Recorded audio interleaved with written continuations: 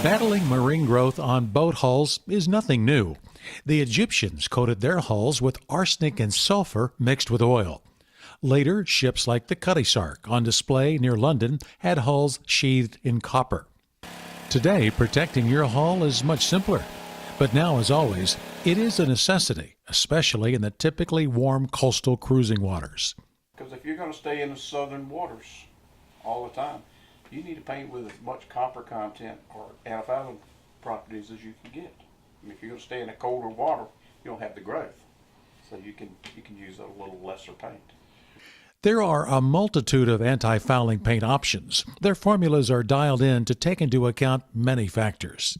Know what you're doing, where you're cruising, what type of cruising you're doing, what kind of speed you run your boat, and what you've had on the bottom before.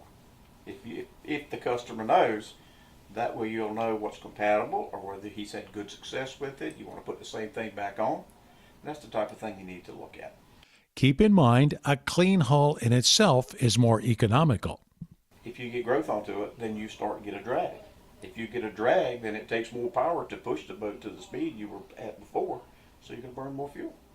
Plus, an annual hull out serves another purpose. Regardless, whether you're going to paint the boat or not, you need to haul your boat once a year, wash the bottom off, take a look at it, check your zincs, check your running gear, cutlass bearings, everything underneath.